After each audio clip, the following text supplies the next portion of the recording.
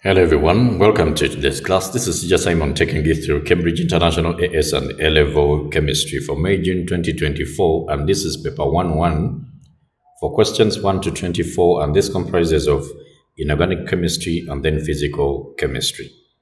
Question 1. Sample X is added to water and made up to a total volume of 200 cubic centimeters. This gives a solution of 0.1 molar hydrochloric acid. And then they are saying what is X. Now what we need to do is to find the moles of HCl using this volume on this. So moles of HCl, this one is going to be the volume here, which is 200. It has to be in liters, so divide by 1,000 and then times the 0.1. This one is actually going to give us 0.02 moles. Okay, then we calculate the moles here. The one that gives us this value is the answer. So the first one here, we are going to have 10 divided by 1,000, then times 1. This one will be 30 divided by 1,000 times 0.9. And then this is 50 divided by 1,000 times 0.40. This is 100 divided by 1,000 times 0.3. So which one gives us this value becomes our answer. 10, of course, when you divide it by 1,000, you get 0.01. Okay, this one gives us 0.01. So that means A is off. Then the next one, we shall have 30. 30 divided by 1,000, and then we shall multiply by 0.9. And then this one will give us 0.027. Then the next one, we shall have 50 and divide by 1,000, and then we shall multiply this one by 0.4. This one is 0.02. 0.02. So already B is off, but this one has given us this. That means this one here is going to be the answer. Then if we have this one is 100, and then we divide by 1,000, then times 0.3, this one will give us 0.03. So even this one is off. So our answer is a C. Then number 2, a mixture of 10 cubic centimeters of methane and 10 cubic centimeters of ethane was sparked with an excess of oxygen. After cooling, the residual gas was passed through aqueous potassium hydroxide. That is the carbon dioxide. Okay, it can dissolve in that aqueous potassium hydroxide to form a carbonate. So all gas volumes were measured at the same temperature and pressure. Which volume of the gas was absorbed by the alkali? Now I'm going to write two equations here. I can have methane, which is CH4. It can react with the oxygen, and then we shall get carbon dioxide, then plus the water. Water is a liquid, this one is a gas. Okay, and then next we can actually balance this. Hydrogen is 4, so I will put a 2 here, and then to balance that. So oxygen now becomes 4. I will also put a 2 here. Then we have ethane, which is C2, then H6. Okay. Then plus the oxygen here, which is going to give us again carbon dioxide, which is a gas, then plus the water here, which is a liquid. Okay. Now carbon, to balance the carbons, I will put a 2 here, and then hydrogens are 6, so I will put a 3 here. And then to balance the oxygen, since these are 3, then plus the 4, that is 7, and this we are having a 2, I can put 7 over 2 here, so that I multiply with the 2, and then I get a 7. Okay. Now, volume of carbon dioxide which is produced here. First of all, here you're using 10 cubic centimeters. Even here, 10 cubic centimeters. When you look at the mole ratio, it is 1 to 1. So 1 volume gives 2 volumes for carbon dioxide when it comes to this one here. So that means we shall have 20 cubic centimeters here, and then this is 1 to 1. That one will also be 10 here. Okay, now altogether, if I get this 10 here, then plus the 20 for carbon dioxide, because it is the one that is going to be absorbed by potassium hydroxide, so we shall get our answer as 30 cubic centimeters. So this one becomes a C. Question 3. Z is a compound of two elements, X and Y. Element X shows a very large increase between the 5th and 6 ionization energies. So that means this one, X is a group 5 or group 15. X is a group 15 element. It has 5 electrons in the outermost shell. Okay, 5 electrons in the outermost shell. So we have 15 here, and then it has the second largest first ionization energy. We are going to see that. And then element Y shows a very large increase between the 6th and the 7th. So you are moving from the 6th electron. That means you are going into the inner shell. That's why there is a very large jump. You are nearing the nucleus. So there will be a very large resistance. Okay. So that means this one has gotten 6 electrons in the outermost. So we can say maybe this one is from group 16. So Y is from group 16. Okay, it's a group 16 element. And group 16, we can see sulfur and oxygen. Based on what we are having here, there is sulfur, there is oxygen.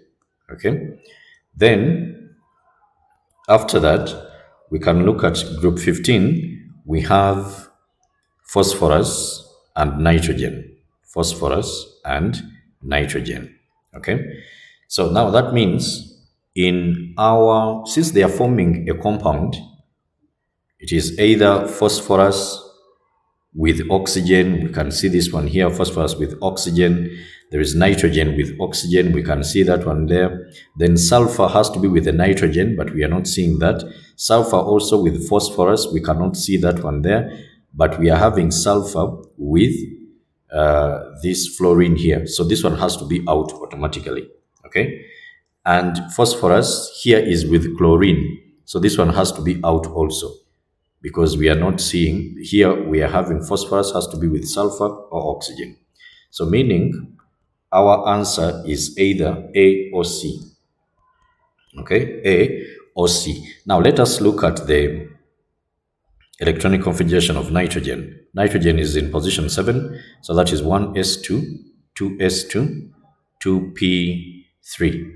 Okay, then when we look at that of phosphorus, which is in position 15, it is 1s2, 2s2, 2p6, 3s2, then 3p3. Okay, let's look at one for oxygen. So oxygen here is in position 6, is in position 8. Okay, so 1s2, then 2s2, 2p4. Sulfur is in position 16, so 1s2, 2s2, 2p6, 3s2, 3p4. Now, they said that element X already we have said it is from group 15, so it is either nitrogen and phosphorus, but which of these two has gotten the second largest ionization energy? So nitrogen here, its electron here, there is very little shielding, okay, of these outermost electrons. So that means you are going to have a higher first ionization energy. Compared to this one of phosphorus, there is another shell that is being added. So that means there is greater shielding of these outermost electrons. So it is going to take very little energy to remove an electron. So nitrogen has a higher first ionization energy compared to phosphorus. So therefore, phosphorus has to be the one with the second largest first ionization energy in the group. So we have that of nitrogen, okay, and that of what?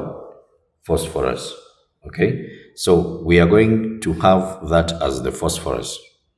So I'll take my P, and since I've taken phosphorus here, automatically the answer has to be a C. You see that? Because I've not taken nitrogen. Remember, the answer was in between these two. But again, if we try to study these two here, they are saying it has the largest first ionization energy. Largest first ionization energy. Oxygen has a larger first ionization energy compared to sulfur because of the more shielding for sulfur here. You get it? So we are having phosphorus and then oxygen. So that's why our answer is therefore C. Question number 4. Which statement about this iodine is correct? So they are talking about the negative ion, then they are talking about the number of neutrons, electrons. So let us first look at what is happening here. So if it is 131 and then 53, then this is iodine. So meaning the number of neutrons is going to be that mass number, which is 131, then minus the proton number, which is 53. When we subtract these ones, we get 78. Okay? And then when we get the number of protons, it is going to be equivalent to this number that you see down here, which is 53. Okay? And since this one is an atom, then that means the number of electrons is equal to the number of protons. Okay, so it will also be 53. Now they are saying the negative ion. So the negative ion of this one, that means since it is iodine, it is in group 7 or group 17, so it is going to receive one electron to have a full octet. Okay, so if it is receiving one electron to have the full octet, that means the new number of electrons, they are now going to be 54. Okay, they will be 54, and then you have that minus. So the protons remain the same and the neutrons remain the same. The number of electrons are the ones which change. So that means our answer has to be this D here. Question 5. When solid aluminium chloride is heated, we have this dimer here. Which bonding is present in aluminium chloride? Now, we are going to have aluminium here, then a chlorine here, another one here, another one here, then another aluminium. This is how we draw this structure here. There are 6 of them. Then you bond them like that.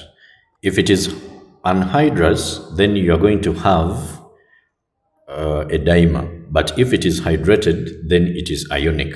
Okay. Now, aluminium is electron deficient because now this one is going to be, because it is anhydrous, it is now going to be electron deficient. So they are sharing these electrons. Now you are having 1, 2, 3, 4, 5, 6. Okay. Now that means 2 are remaining to have the full octet. So what is it going to do? Now this chlorine here is going to donate the electrons, the 2 electrons it has. It will donate to this one here. The same, this one will do to that. Okay. So this is dative bonding here, and these other ones are just covalent bonds. Even dative bonding is covalent bonding because there is sharing of electrons. So that means our answer here has to be A. Okay. Then next, number 6, the structure of sulfur dioxide molecule is shown here. Now it would have been linear if we didn't have the lone pair here, but using valence shell electron pair repulsion theory, this lone pair bond pair is stronger than bond pair. Okay, is stronger than bond pair. So the bond pairs that we are talking about are, there's a bond in here, there's another bond in here. So this is a bond pair. Okay, so what we are having here as the repulsion is smaller compared to the repulsion between this lone pair and the bond pair here. You see that? This repulsion here and this one here is going to force this one to bend a little bit. So we are going to have something like this, bending a little bit. Okay, if then there is another lone pair, then it bends much more. Okay, so this one cannot be linear, just like the way it was done here. So it is going to be non-linear, and the answer becomes a B. Question 7. What is the density of a sample fluorine gas at 32 degrees C and 100,000 pascals? Assume fluorine behaves as an ideal gas under these conditions. So because it is an ideal gas, I'm going to have PV, which is equal to nRT. Okay, and this one can be given as M, mass over the MR, and fluorine is a diatomic molecule. Okay, so if it is diatomic, then the MR will be 2 times the AR of fluorine, which is 19, and then we get this one as 38. Now RT, we know that density is equal to mass over volume. So from here, I have to rearrange it such that I get mass over volume. Okay. So when I cross multiply here, I'll get P, then times the MR, then this one is going to be equal to, there is also V here. Let me just write it here, then it's equal to MRT. So if I divide all through by this, it will come this side, and then you divide all through by V. So meaning M over V shall be equivalent to PMR over RT. Okay, this is this one is going to be our density. Okay, now when we are using this PV is equal to nRT, volume must be in meters cubed, pressure must be in Newton per meter squared or pascals. Okay, then temperature has to be in kelvins. All right, now since we need volume that is in meters cubed, okay, but you see what we are having in here in our answers per decimeter cubed, that means the volume is probably in decimeters what? Cubed. So what we are going to do, this volume here is in decimeters cubed. You get it? Now we need to convert the volume in decimeters cubed to meters cubed. And we know that 1 meter is equivalent to 100 centimeters. That means 1 meter cubed, if you cube both sides, you are going to have, this one will be 10 to the power of 6, which will be a million, okay, cubic centimeters. But we know that 1,000 cubic centimeters is equivalent to 1,000 cubic centimeters is equivalent to 1 decimeter cubed or 1 liter. So meaning 1 meter cubed is equivalent to 1,000 decimeters cubed. You see? So if I want to get 1 decimeter cubed, then it will be equivalent to 1 over 1,000, okay, meters cubed. Or we can say 10 to the power of negative 3 meters cubed. You see that? So if we are having the volume in decimeters cubed, then we shall multiply it with 10 to the power of negative 3. If we have the volume in centimeters cubed, then we shall multiply it with 10 to the power of negative 6, okay, to convert it to meters what? Cubed. Hey, actually, I have something small here. This one has to be meters cubed. Same to this, okay, meters cubed. That is when it is in centimeters what? Cubed, 1 centimeter cubed. Because if you get this one here and you divide it all through, you divide it this way and this way, you get 1 over that million.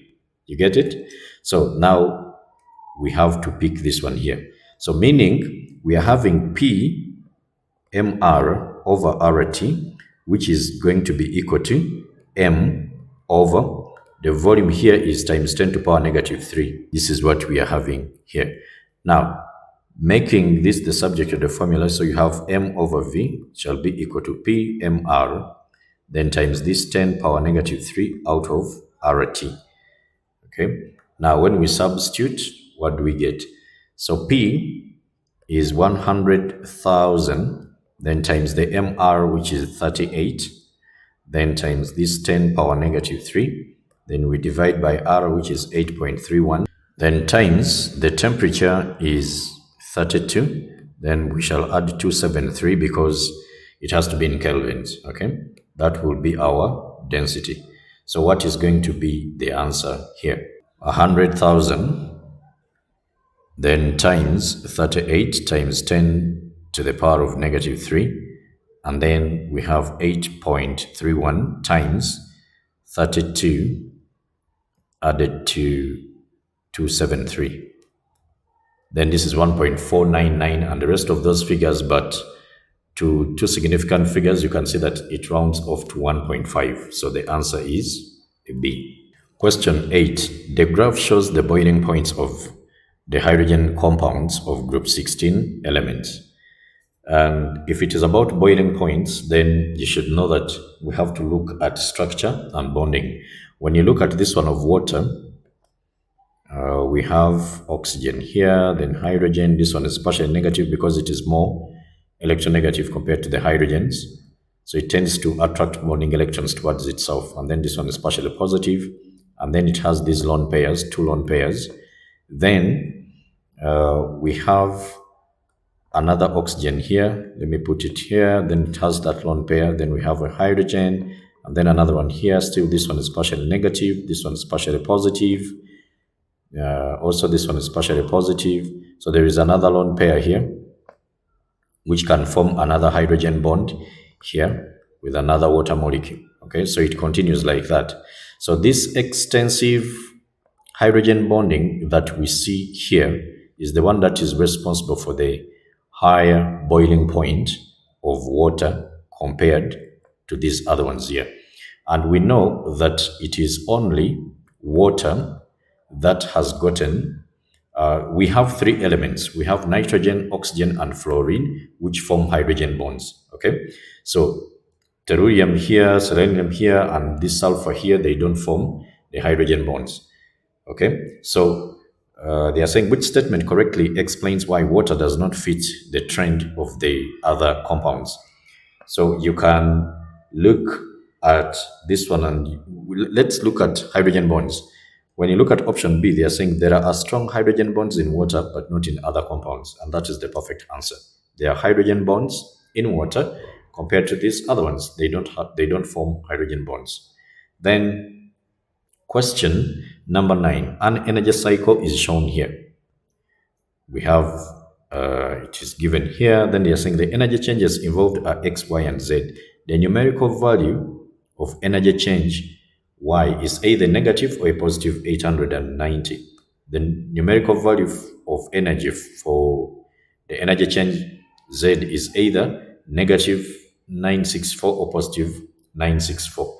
And then they are telling us to give which of these three values are negatives. Now, this is combustion. So when you combust methane, it will give carbon dioxide and water. Complete combustion will give carbon dioxide and water, and there is release of energy to the surrounding. So any combustion reaction is actually exothermic. So this one has to be negative. Okay, and then we also have here carbon with the hydrogen. They are being combusted. So carbon is combusted to give carbon dioxide. Hydrogen is combusted to give water. So meaning this one is also negative because it is a combustion reaction. But then you can look at this one here. The number of moles for oxygen, here it is the same as for this. So that means this one takes no effect in this case. So I'm just looking at the breaking down of methane. So methane is being broken down. Okay, these bonds are being broken down then to form the elements from which they come.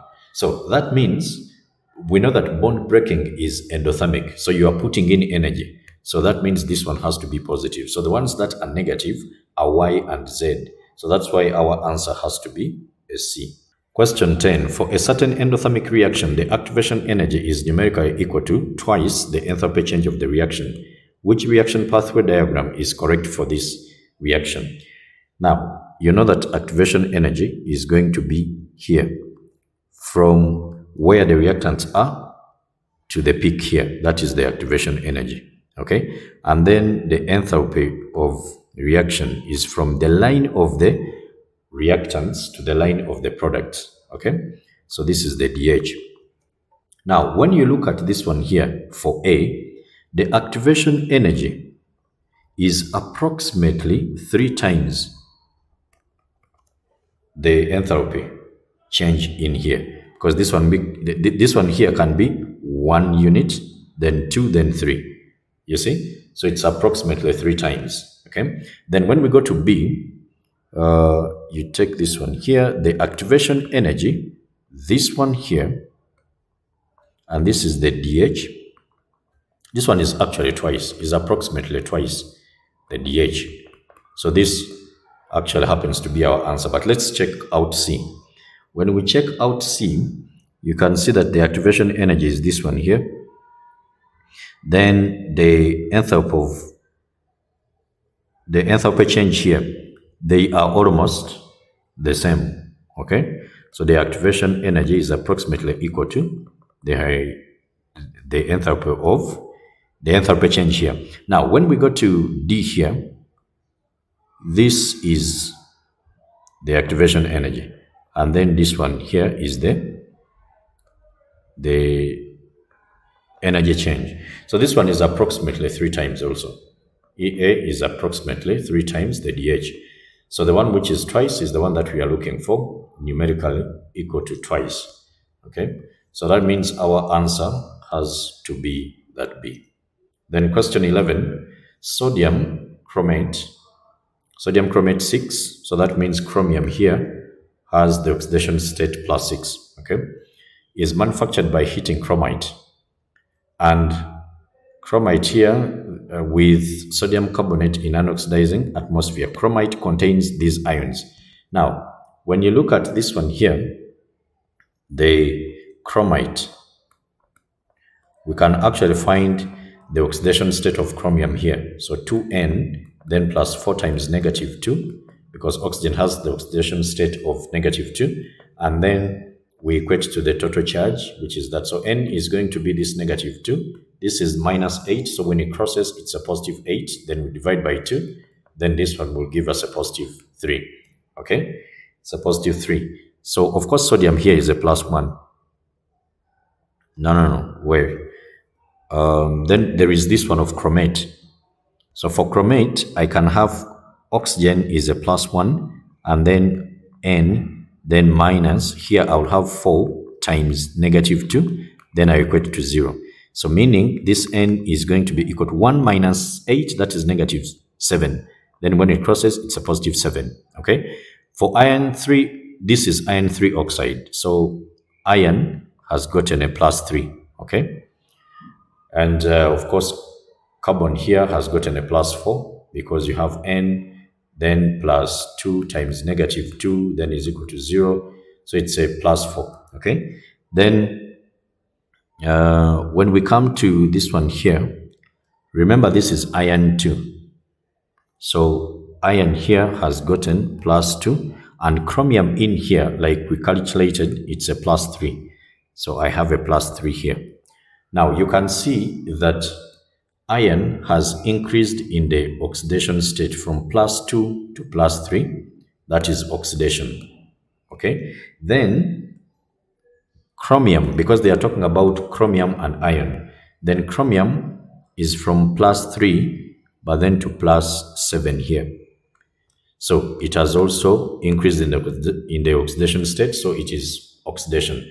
So both of them are oxidized. So that means our answer here is going to be A. Okay, so that is A. Then question 12. Question 12, they are saying oxygen can be prepared by the reaction of potassium permanganate 7 or potassium permanganate. Okay, hydrogen peroxide and then sulfuric acid. Each hydrogen peroxide molecule loses 2 electrons in this reaction. The other products of the reaction are potassium sulfate, manganese 2 sulfate, and water. So we can write the equation of reaction here. Potassium permanganate, then plus the peroxide here, then plus the sulfuric acid. We are getting potassium sulfate. There has to be a 2 here. And then plus, they said manganese 2 sulfate. So manganese 2 sulfate. Remember, a sulfate has gotten a 2 minus. So I don't have anything to add on this. And then plus, what else do we have? There is water. But remember, they said oxygen can be prepared. So that means I can have oxygen here. Now, we need to balance this one here. But I need to look at the oxidation states here. But I'm going to begin with this one here. Since I'm having 2 potassiums here, I can put a 2 here, and then that means the manganate will also change to a 2 here. You see that? And sulfuric acid For this case, because this is a sulfate, maybe I can also add a 2 here. You see? Then, what else are we going to have here? Now, using the oxidation number changes, this one is a +7. Okay? They gave it to us here. It's a +7. And then here it's a +2. That means the change here, the oxidation number change is a 5, is a +5. Okay? And then we have this one. They said that it loses 2 electrons. Okay? Each molecule loses 2 electrons. So if each molecule loses 2 electrons, we are going to have, first of all, let's look at the oxidation state of oxygen in the peroxide. The peroxide is actually like this, O2 minus. Okay? So just like that. But an oxide is just like that. So there's a difference. Now, we are going to have 2 of them, then is equal to -2. So N here is going to be equal to -1. So the oxidation state of oxygen here is a -1, but in water here, it is a -2, and here it is 0. So whether you go to -2, the change is, here it is going to be a -1. Or if you go to this one here for 0, the change is a +1. So we don't put the signs. We always just write the change is a 1 or the change is a 2, something like that. Now, I'm going to switch these numbers. So the changing in here, I switch it for these other ones here, okay? So I'm going to put a 5. I'm going to put a 5 here, okay? Maybe another 5 here, like that, or maybe for the oxygen, like that. But the change here is 1. So that means I'll multiply by a 1 here, and then this other one here, okay, where we're having the sulfate and all that. So that is what we are having. So I don't need to even balance others. It is not balanced, okay? But I'm just going to focus on 1 mole of potassium permanganate, okay, 1 mole of potassium permanganate, and then the moles of oxygen. Now, we can see that for potassium permanganate, it is here. 2 moles will give us 5 moles of oxygen. You see that? 5. Then how about 1? That means you are dividing by 2. Then this one has to be 2.5. Okay? So the answer here has to be this B here. Question 13. An alcohol reacts reversibly with ethanoic acid to produce an ester. And we are given the equation here. 3 moles of alcohol, 2 moles of ethanoic acid, and 1 mole of water are mixed together at equilibrium. Then they are saying at equilibrium, 1.5 moles of the ester is present. What is the value of the Kc for this reaction? Now, what we are going to have here is this one here. So initially, at T is equal to 0, you are beginning with 3 moles here, and then here you're having 2 moles here. You have nothing for this, but you have 1 mole of water here. Now, at equilibrium, we have 1.5 moles present for this one here. So at equilibrium, I'm having 1.5 moles. That means what I'm having for this one is 2 minus 1.5. Because remember, the reaction mole ratio is 1. So if 1.5 is formed here, it is the one that is given off from here. You get it? So that means we are going to have 2 minus 1.5 here, and then here we shall have 3 minus 1.5. Then since for water we began with 1, then I will have 1, then plus that 1.5. What is formed here, you also add it to this other side. So that means our Kc, remember, it is going to be equal to the concentrations of the products raised to the power of the number of moles in the stoichiometric equation. So this one, there is a 1, 1, 1, 1. So everywhere, those ones, we are going to write the powers as 1. Then for water, it is going to be 2.5 when you add 1 to 1.5. And then we shall divide by this one for ethanoic acid, 2 minus 1.5, you will get a 0.5, right? and then times 1.5 subtracted from 3, it will give us 1.5. Now, when we divide this, of course, this one will cancel with this, and then you have this 2.5 divided by a half, it will give you a 5. So the answer becomes a D. Then question 14, graphs can be drawn to show the percentage of ammonia at equilibrium when nitrogen and hydrogen are mixed at different temperatures and pressures. So this is what we call the Haber process. In the Haber process, nitrogen, nitrogen here as a gas reacts with hydrogen, also a gas, to give us an equilibrium here for ammonia. Okay, to balance this, I will put a 2 here, then hydrogen now has become 6, so that means I'll put a 3 here. Okay, and this one is an exothermic reaction. Its enthalpy change is negative 92, then kilojoules per mole. You can check in the books. Okay, so since it is an exothermic reaction, that means reducing the temperature has to favor. The forward reaction is this exothermic, the backward is endothermic. Okay, so the temperature actually which was chosen from your IGCSE, it is 450 degrees C. Okay, but now here they are talking about the 400 and the 500. This is the optimum temperature. Okay, to compromise, it is, we call it the compromising temperature, because if you put very little temperature, if the temperature is too low, then that means that the reaction is going to be too fast. And you know how temperature affects the rate of a chemical reaction. The higher the temperature, the faster reaction. But for this case, since this is an equilibrium reaction, you increase the temperature, you will increase the rate of the chemical reaction, but equilibrium is going to be reached very fast. So you will form much of this, but then at the same time, you are going to form much of the products. You get that? So, but then more of the temperature then will shift the equilibrium to the left, because the backward reaction is endothermic. Okay? Now, which diagram correctly represents these two? So we are talking about the pressure. Now, it is pressure and the temperature. Look versus the yield.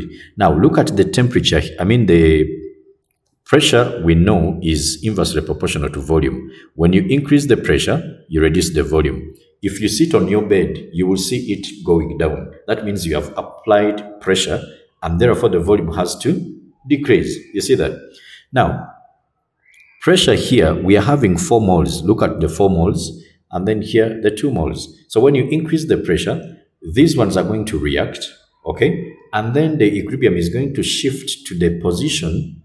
It is going to shift its position to the side with less moles, because number of moles are directly proportional to the volume. Now, you will see that it will go to the side with fewer moles, because you are having less volume when you increase the pressure. You see that? So this definitely implies that you will need higher pressure. So as pressure increases, okay, look at all of these ones. Pressure is increasing. So as pressure increases, the volume has to increase. The percentage yield for ammonia has to increase. So it is not decreasing. I have to cancel this and this one, because for them they are decreasing. So it is either here or here. Are we there? Now next, this one, because it is exothermic, then we shall need lower temperature to give the higher yield. So when you look at this, it is the one for the lower temperature for the higher yield. So the answer has to be D. For this one, the temperature is higher, so the position of equilibrium is going to shift to the left, and you are not going to have a higher yield. You are going to have a lower one. Question 15. The Boltzmann's distribution for the hydrogenation of an alkene at a particular temperature in the absence of a catalyst is shown. Which row correctly describes the effects of adding a nickel catalyst? Now, when you add a catalyst provides a pathway with lower activation energy. So I'm going to draw a line here. This one, I'm going to label it as EA catalyst. When you add the catalyst, the activation energy for that pathway is going to be lower. A catalyst does not lower the activation energy, okay? But it provides a pathway with a lower activation energy, Okay, take for instance, I always give this example. You want to get the passport, you go to your passport office, okay, and maybe for you to get the passport, it takes like 1 week, okay. Normally, maybe it takes 1 week, but then because let's say you know somebody in the passport office who works in that office, they will tell you, no, have you filled the papers? Have you paid the amount?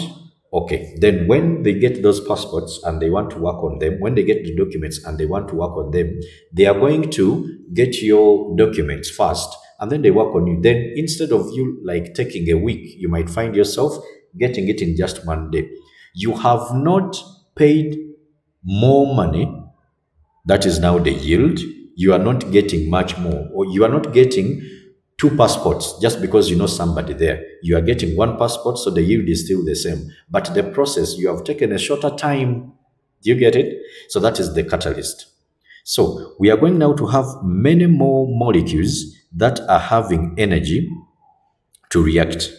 You see? So now, based on what we are having here, we are looking at the shape of the Boltzmann distribution doesn't change. It doesn't change, it remains, but this one just shifts. Okay? The activation energy for the catalyst is lower than this one here. It does not change, yes, but then the activation energy here we shall say that it decreases, okay, because this one is lower than this. But remember, activation energy is never lowered. The pathway that is provided is the one with the lower activation energy. So our answer becomes C.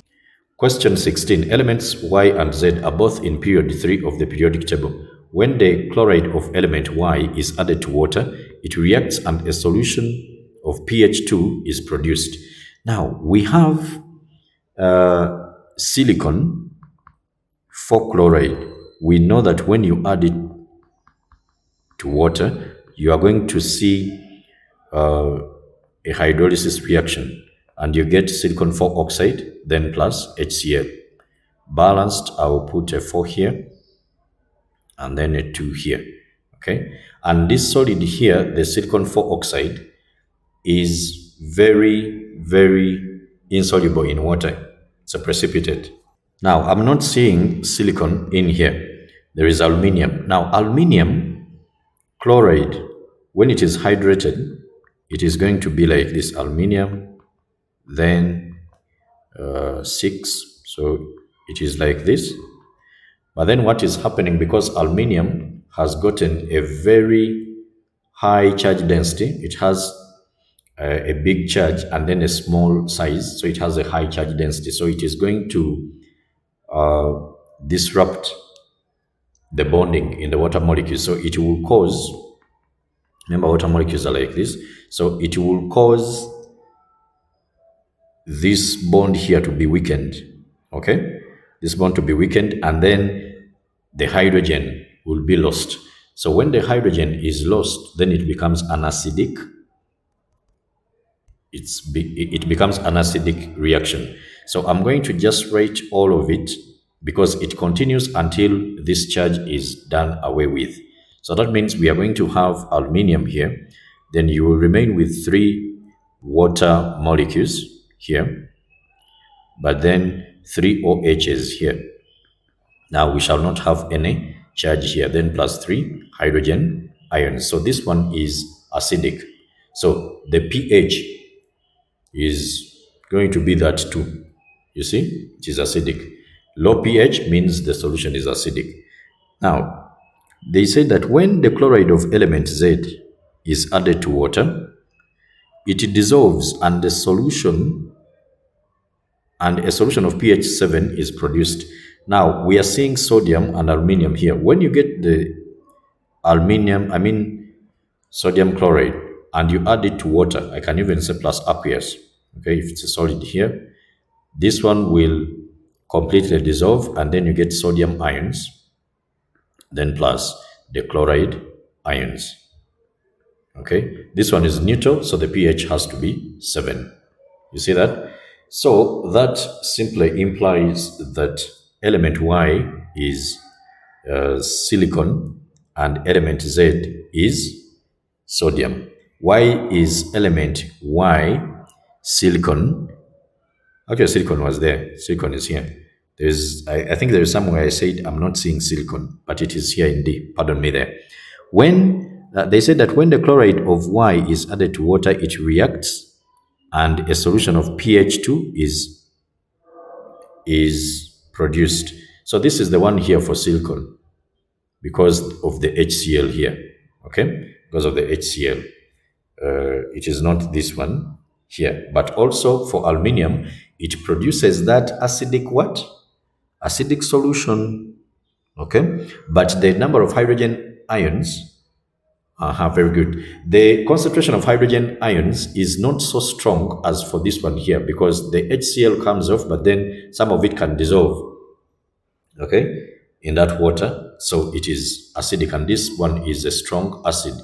But this one is an equilibrium reaction. That means what is coming out of here is is a weak, is a weak acid. So you cannot have you cannot have its pH 2. It has to be around 5 or 6 there. Okay, so we are getting our answer here as D. Question 17. Aluminium, silicon, and phosphorus are elements in period 3 of the periodic table. Each element forms an oxide. Okay, now let's look at what is here. Which row is correct? Aluminium oxide is basic. No, aluminium oxide is actually amphoteric. Okay, amphoteric. Giant ionic. Yes, that one can be there. It is giant ionic. And then is because it is the reaction between, it is in the bonding is in between the metal and then the nanometal. Then high melting point. Yes. Vigorous reaction with water. No. This one is out. We wouldn't be having overhead cables, overhead electric cables. So you have those cables which are running on those electric poles. These ones, the wires are made of aluminium. So aluminium reacts with the oxygen, then it forms this layer. So this layer protects it. This one does not react with water, so it stays there like that.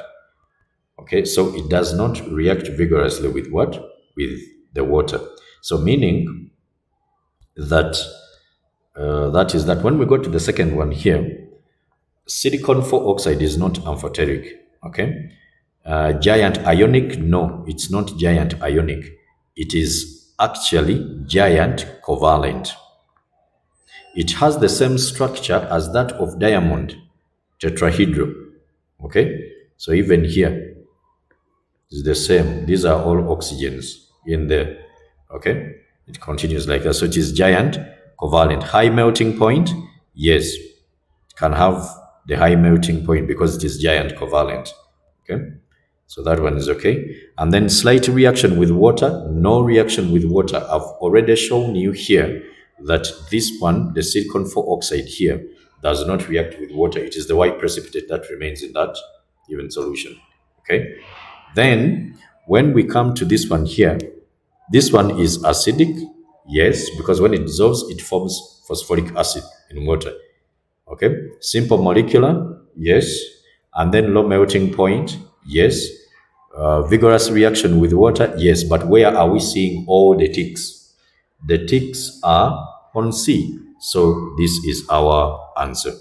Question 18. Which statement is correct? The atomic radius of silicon is larger than that of aluminium. Now we are looking at chlorine, there is silicon, there is aluminium, there is phosphorus, there is sodium. All right. Now let us try to jot down the electronic configurations. Let me begin with the one of silicon. Silicon is in position 16, so we can have 1s2, 2s2, 2p6, then 3s2, 3p2. And then we can look at phosphorus, which is 15, that is 1s2, 2s2, 2p6, 3s2, then 3p3. And then there is also sulfur, which is in position. Oh, pardon me here. Pardon me here. Silicon is in position 14. 14. So that is the 4 you're seeing there. Okay. Then this one is 1s2, 2s2, 2p6, 3s2, 3p3. P4. But by looking at the electrons in the p orbitals, okay, in the p orbitals, here this one is energetically stable, half filled, but this one there is spin pair repulsion. Spin pair repulsion. So it increases on the shielding effect. Okay.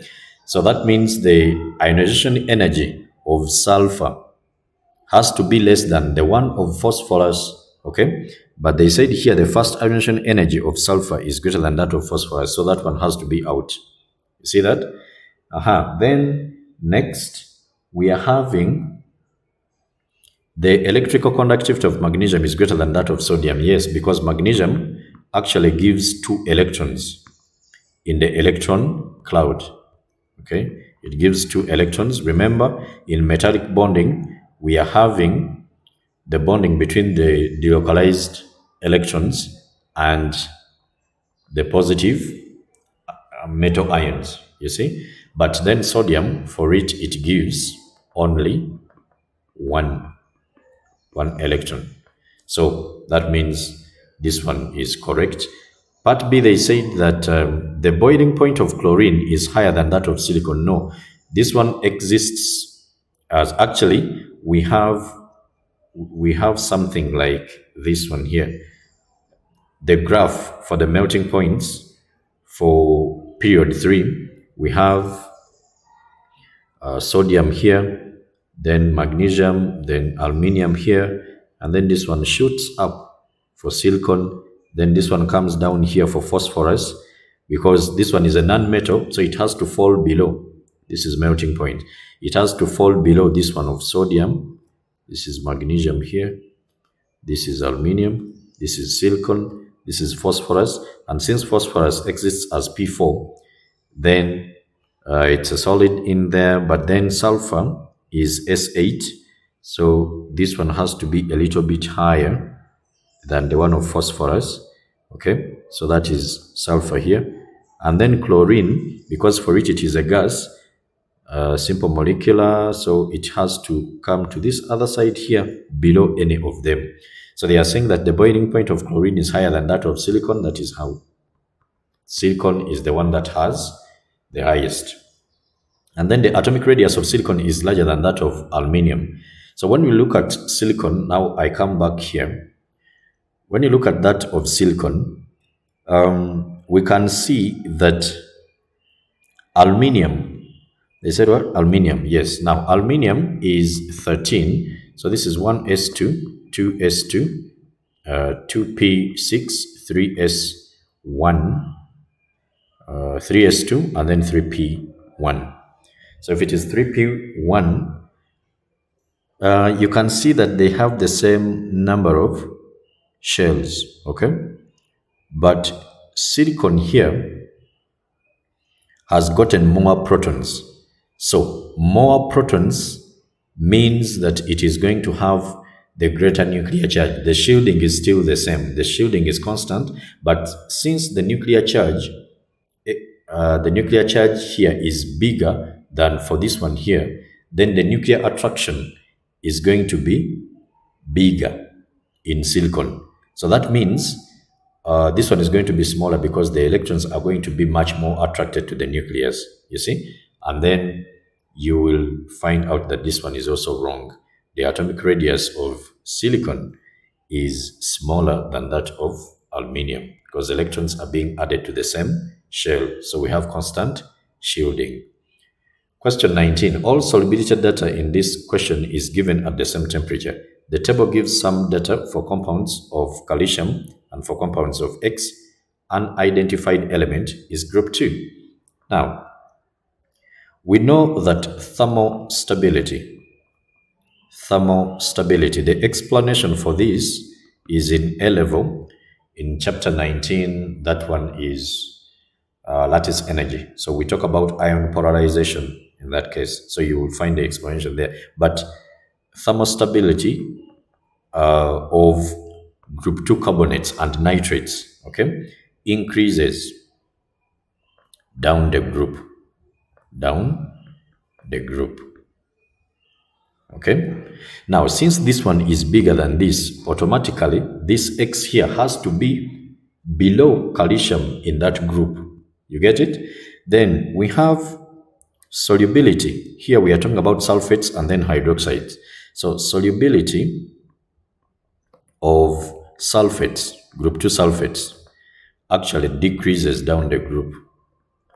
Decreases down the group. Now here we talk about lattice energy, we talk about enthalpy of hydration and enthalpy of solution in A level, okay? And then solubility, the solubility of hydroxide, we also use the same explanation, increases down the group, increases down the group. So for sulfates, if you get anything that has gotten barium ions in there, a solution that has gotten barium ions, and then you get another solution that has gotten sulfate ions in there, these ones, when they come into contact, you are going to form barium what? Sulfate, which is a white precipitate.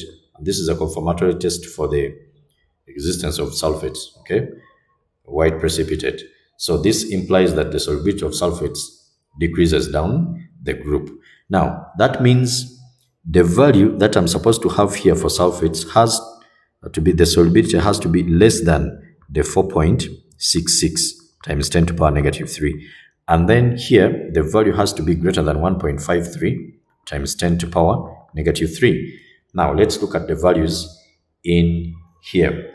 Now, when you check this one here, since the exponent of 10 here is 10 to the power of negative 5 is smaller than this one here, then that means I should look at here. This is times 10 to the power negative 1. This is a big one. This is 0.0183. And yet this one is 0.00, then 466. So do you see that this one is bigger? Okay. So that is that. Then we are now going to go to the solubility of the hydroxides. So this one is off, okay? We are going to have these ones off. The answer has to be between A and B. Now, which value here for the solubilities of hydroxides is bigger than 1.53? Okay, so we are seeing times 10 to the power 5 times 10 to the power 3. So times 10 to the power 5, of course, those ones are smaller values. So I'll look at times 10 to the power 3. And this is a 3.37. Okay, remember, it is from A and B. So this is the one that is greater than this one here. So our answer becomes B. Then question 20. What is the total volume of gas produced measured at room conditions when 0.01 moles of anhydrous magnesium nitrate is completely decomposed by heating? Now we need to know the stoichiometry here. Magnesium nitrate here, when it is decomposed, it is going to give you magnesium oxide, then plus nitrogen dioxide, then plus the oxygen. Okay, since here we are having a 2, then I will put a 2 here, and then oxygen becomes, this is 1 plus 4, 5. Okay, and this one is 6. That means I should have a 1 here. So meaning I'll have a half here.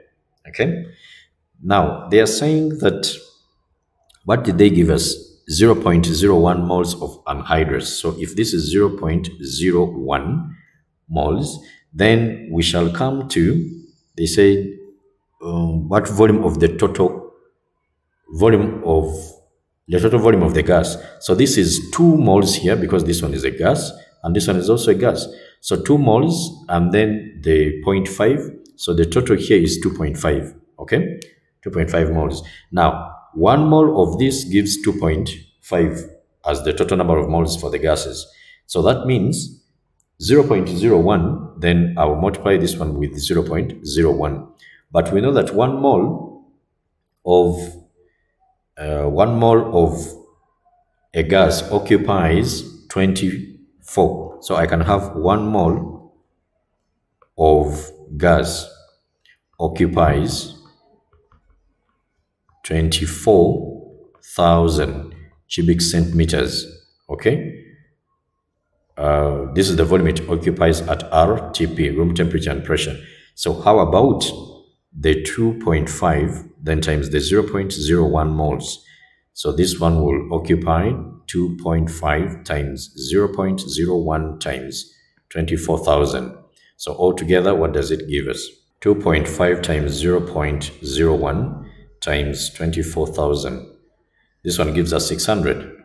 So 600 is actually here as C. Question 21. A solid sodium halide is reacted with concentrated sulfuric acid. The lowest oxidation state of sulfur in the product is +4. Halogen Y2 is less volatile than halogen X2. Volatility of group 7 elements decreases down the group. Okay? Because why is it decreasing down the group? We know that fluorine is a gas. Chlorine is a gas. But bromine is a liquid, and then iodine is actually solid. I don't need to know about others, the astatines and both. Okay. Now, volatility is the ease with which these compounds escape into vapor. Okay. So, as it becomes a solid, there are strong intermolecular forces of attraction holding them. You see? So that means volatility decreases down the group. So if volatility decreases down the group, and they are saying halogen Y2 is less volatile than this one here, then this one has to be probably the solid or liquid. Okay. And then probably this one can be a gas. You see that? Now, we have two types of reactions. Now, when you look at this, it is sodium bromide and sodium iodide. So I can have sodium bromide. It can react with sulfuric acid. The first reaction is acid base.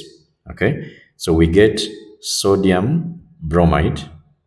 No. Pardon me here. This is sodium hydrogen sulfate, then plus hydrogen bromide. This is acid base. Then the next one, as you go down the group, the oxidizing character of these elements actually decreases. They become more of reducing agents. Okay, reducing agents. Remember, a reducing agent is the one that releases electrons.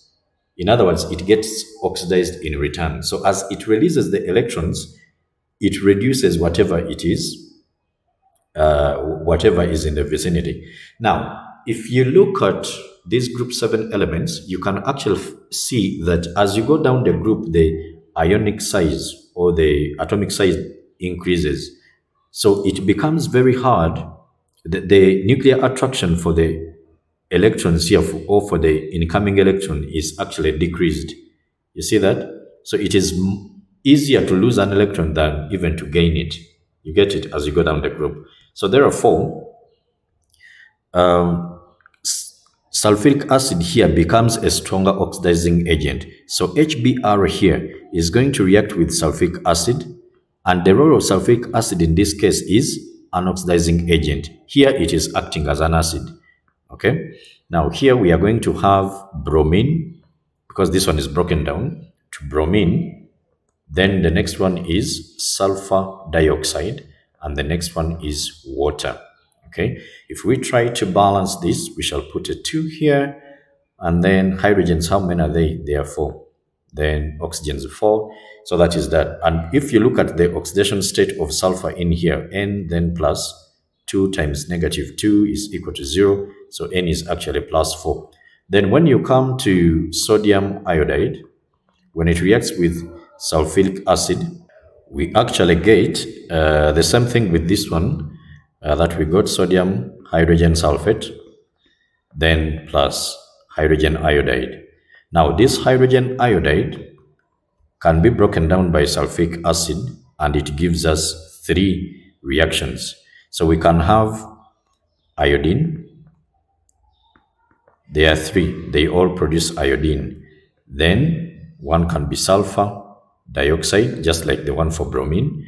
Then plus water. Okay. Then the other one can be sulfur and again water. The other one can be hydrogen sulfide and also water. Okay. So the oxidation state, I'm not going to waste time by balancing these equations, but this one is a plus 4 in here. The oxidation state of sulfur here is a 0. The oxidation state of sulfur here is a minus 2. Now, they said that the highest, when you check this one for sodium iodide, the highest oxidation state here is a plus 4. Yet here they said the lowest oxidation state of sulfur is a plus 4. So if we are choosing sodium iodide, then the lowest oxidation state of sulfur has to be this minus 2. So that means this one is not the one. So I need to choose from sodium bromide. Okay? Now, what else are we having here? Oh, I already messed this one up. Pardon me here. Pardon me here. This one has to be less volatile, so it has to be like the iodine. You get it? Yeah, it has to be like a solid or the liquid. And then this one can be a gas like chlorine. Okay, the gas. So therefore taking my Y2 as the iodine. So my answer has to be a B. Then question 22, compound Q dissolves in water. Q aqueous does not react with dilute sulfuric acid. Okay. Then Q aqueous forms a precipitate when silver nitrate is added. This precipitate is partially soluble in aqueous ammonia. Now we are looking at iodides and bromides. Now this is what we are going to do. We know from the books that chlorides are soluble.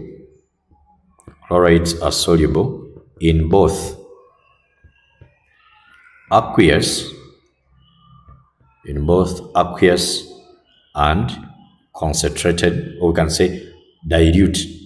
Okay, same thing here, dilute or conc ammonia. Okay, ammonium solutions. And then bromine, this one is soluble. It is soluble in conc ammonia, in concentrated ammonia, but insoluble. Okay, it's partially soluble. When we say insoluble, in most cases, there is some of it that goes into solution. Okay, it is sparingly soluble, in other words. So it is insoluble in dilute ammonia. But this is the same thing as saying sparingly soluble.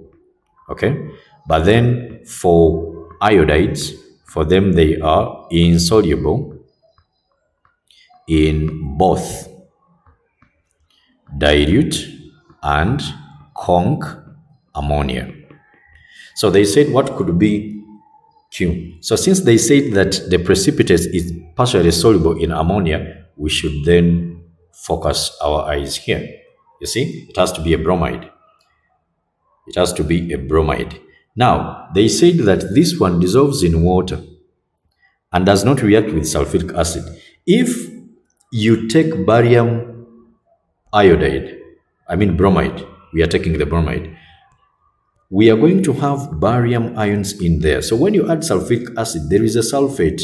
Then you are going to see a white precipitate, which is barium what? Sulfate. You see that? So there is a reaction in there. So we should not have barium anywhere. So our answer for this case has to be magnesium bromide. Because when we form magnesium sulfate, this one is soluble. Okay? So it's like no reaction took place because this one is soluble. Then question 23. Nitrogen dioxide is a gas that contributes to air pollution. It is produced in internal combustion engines. Which statement is correct? Nitrogen dioxide acts as a catalyst in atmospheric oxidation of sulfur dioxide to sulfur trioxide. This is actually correct. Okay, the answer has to be this A. It is very correct. Why? We are having nitrogen dioxide reacts with the sulfur dioxide, then we get sulfur trioxide, then plus nitrogen monoxide. Now, because in the atmosphere there is oxygen in abundance, then we can have nitrogen monoxide here, which is formed, reacts with the oxygen, and then you form back the nitrogen dioxide. That's why they are saying it is a catalytic, it is a catalyst. It is consumed here, but then produced here. You see that? It is a catalytic oxidation of sulfur dioxide. Then We can have this sulfur trioxide here, which reacts with the water, and then you form this weak sulfuric acid in the air, which is actually the acid rain. You see that? Nitrogen dioxide reacts to form nitrogen monoxide in catalytic converters. No. For catalytic converters, we actually have carbon monoxide, which reacts with nitrogen monoxide. Then we get carbon dioxide there, then plus the nitrogen as a gas. So to balance this one, I'll put a 2 here, and then a 2 here, and then of course a 2 here. So that one will be that. Then C, you can see that it is pan. So this one is off. Pan forms when nitrogen dioxide reacts with gases formed by complete combustion. It is not complete combustion, it is incomplete combustion. Okay? It reacts with, pan is the same as peroxy. It is called peroxyacetyl nitrate. Okay? It is the main component of photochemical smog. Okay, so here we see unburnt hydrocarbons, okay, with they react with nitrogen dioxide, okay, to form that pan there. So it is not complete combustion, it is incomplete combustion that produces these unburnt hydrocarbons. And then D, under high pressure, I don't even need to look at anything else. The answer is A. Then question 24, what is the bond angle in ammonium ion? First of all, ammonia here, let's look at nitrogen. It is in position 7, 1s2, 2s2, 2p, is it 2p3? Yes, 2p3. Then that means it is going to, this is the outermost shell. So we are having,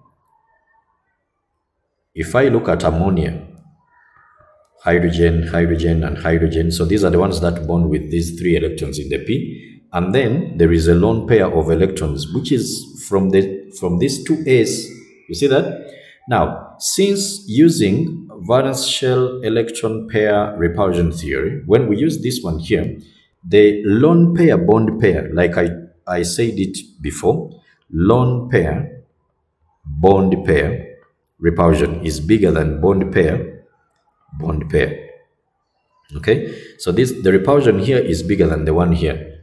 Now, for tetrahedral ammonium ion is NH4. If it is NH4, then this lone pair of electrons is actually donated to a proton. So what do we get here? We are going to have nitrogen, then I'm going to represent the dative bond here with this arrow. Then we have hydrogen here, and then now the shape is going to be tetrahedral here. So this one, the angle is 109.5, but for this one here, which is trigonopyramidal, the angle has to be, the angle in between here has to be less than this one. So it will go to around maybe 107. But they said for ammonium ion, which is tetrahedral, so it has to be 109.5. And the answer becomes a C. So this has been it for this part of the paper. Thank you so much for watching. May God bless you. If you find the content very helpful to you, kindly like, share, and even subscribe. See you in the next video.